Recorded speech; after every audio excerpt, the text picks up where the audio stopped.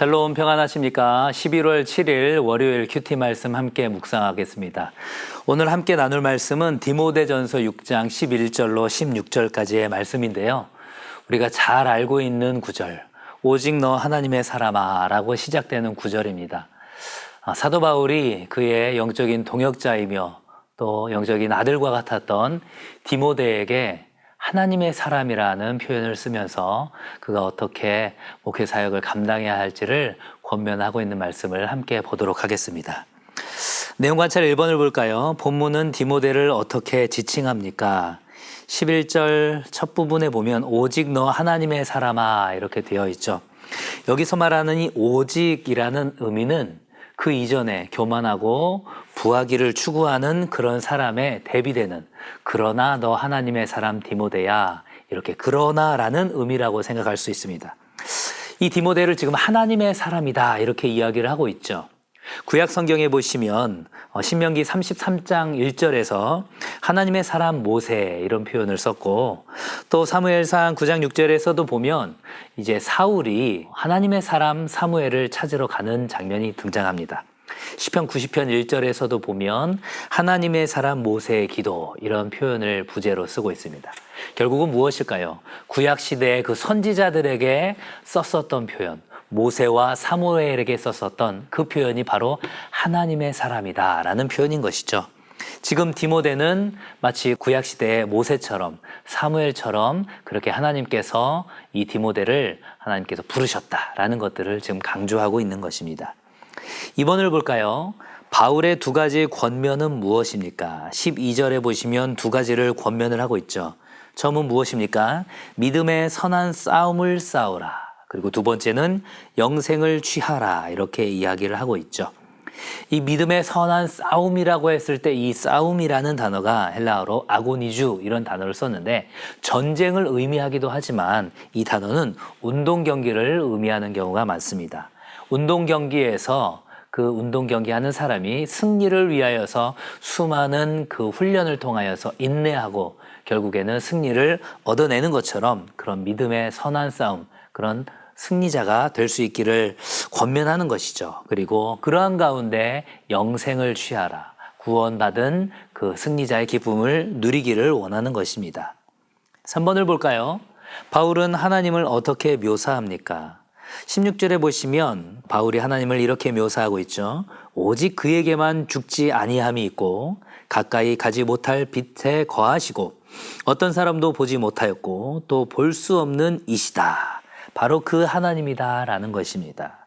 죽지 아니함이 있고 영생을 소유하신 분이고 그 어떤 빛보다도 가장 밝은 빛으로 영광의 빛으로 드러나시는 분이시고 그러하기 때문에 그 영광의 빛에 죄악된 우리 인간은 갈 수 없고 보지 못하였고 또 볼 수 없다. 그렇게 완전하시고 온전하시고 거룩하신 하나님의 그런 위엄과 공의를 지금 묘사하고 있는 것이죠.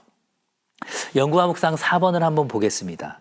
본문이 말씀하는 신자가 평생 동안 해야 하는 싸움과 무엇을 위해 살아가야 하는지 묵상해 봅시다. 오늘 말씀을 보시면 11절에 피해야 할 것 그리고 12절에는 믿음을 지키는 것 그리고 또한 구별해야 할 것들을 이야기하고 있습니다. 피할 것과 따를 것들을 구별하라는 것이죠. 피해야 할 것은 무엇입니까? 오늘 본문에 나오진 않았지만 그 앞에 있었던 교만과 부하려고 하는 마음을 피하라 이렇게 이야기하죠. 또한 따라야 하는 것은 무엇입니까? 11절에서 보는 것처럼 의와 경건과 믿음과 사랑과 인내와 온유를 따르라. 피해야 할 것과 따라야 할 것을 잘 구별하고 분별하는 것.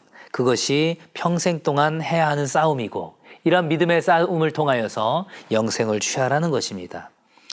사도 바울이 이야기하는 의는 어떤 개념일까요? 도덕적으로 정직하고 고결한 행동을 의미합니다. 경건은 하나님의 성품과 일치하는 행동이고 또 여기서 말하는 믿음과 사랑은 기독교의 근본적인 정신이면서 바울 신학의 기본이 되는 내용입니다. 운동 경기를 하기 위하여서 훈련의 그 모든 것들을 감내하듯이 모든 신자에게 필요한 것이 바로 인내이고 그리고 강인한 마음을 가지고 더욱더 복음을 단호하게 지켜내는 것, 그것이 진정한 온유다, 이렇게 이야기를 하고 있는 것이죠. 이렇게 피해야 할 것과 따를 것들을 잘 분별하면서 영생을 취하는 것이 바로 신자가 해야 할 행동이다라는 것입니다. 마지막 삶의 적용 5번을 볼까요? 선한 싸움은 선한 사람만이 싸울 수 있습니다. 나의 정체성을 생각해보고 내 앞에 놓여있는 믿음의 선한 싸움이 구체적으로 어떤 모습인지 생각해 봅시다. 디모데에게 오직 너 하나님의 사람아, 이렇게 얘기했던 것처럼 오늘 본문의 말씀은 믿음의 성도인 우리들에게 동일하게 말씀하는 것 같습니다. 오직 너 하나님의 사랑 아무개야 라고 말씀하시는 거죠.